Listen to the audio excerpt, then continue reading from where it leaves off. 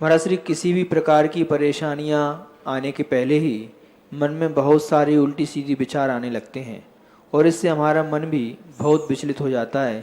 लेकिन इस बचने के लिए अपन क्या करें, क्या उचित मार्गदर्शन देवें? देखो, विचार तो अनेक प्रकार के होते हैं। विचार हमारा भ्रम है। जब कोई परेशानी आने की स्थिति होती है तो विचारों पर ध्यान मत दो। कोई ना कोई तुम्हें शुभ अशुभ संकेत मिलेगा, तुम उस पर ध्यान दो। कुछ गलत, मान लो अपन कोई कार्य कर रहे हैं, वो अच्छा होने वाला गलत होने वाला है, तुम्हें कोई ना कोई संकेत मिलेगा। अब वो ये बात अलग है कि उन संकेतों का ज्ञान हमें नहीं है। जैसे अपने शरीर के अंग में कोई स्मरण चालू हो जाएगा, दायां बायां कुछ भी, शुभ होना है तो दायां, अशुभ होना तो बायां। श्वास में परिवर्तन आ जाएगा, हाय श्वास निकलने लग जाएगी, ऐसी श्वास निकलने लगती है ना कई लोगों की, तो फफूंद अपने आप निकलती है। तो उन संकेतों से हम ये तो निर्णय कर सकते हैं कि ये कार्य अच्छा होने वाला है या बुरा होने वाला है। अपने जीवन में ज्योतिष को आधारित मत हो, जो कि धर्म नहीं है, लेकिन ज्योतिष वो दवाई है जो कि हमें अपनी खुद की छाया से बचाती है। इसलिए थोड़ा बहुत आपको कोई संकेत ऐसे मिल रहे हों, अशुभ परिणाम आ रहे हों, अशुभ स्थिति बन रही हो, तो फिर थोड़ा सा चिंतन करना चाहिए। परेशान होने से समस्या का समाधान नहीं होगा। चिंतन करो, रास्ता ढूंढो।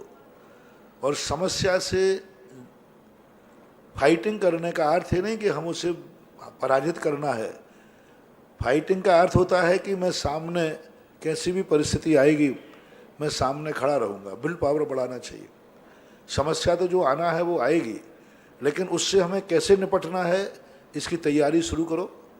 आप दुश्मन से कहो कि भाई तुम युद्ध मत करना, तो आप नहीं कर सकते, आप रोक नहीं सकते, वो स्वतंत्र है। वो तुम्हारा बुरा विचारेगा, तुम्हारा बुरा विचारेगा। हर व्यक्ति अपना कोई ना कोई स्वार्थ देखता है। सबसे पहले तो ये निर्णय करें, हम हो या आप हो, हर व्यक्ति का कोई ना कोई घटना के साथ स्वार्थ होता है।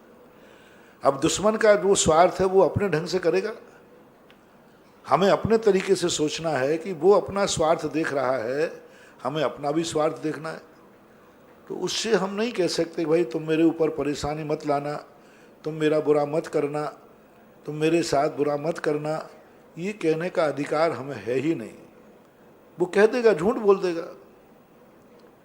हमें तो ये तैयारी करके रखो कि वो कितना भी मेरा बुरा करे, उस बुराई का सामना करने की शक्ति मेरे में है, मेरी तैयारी है।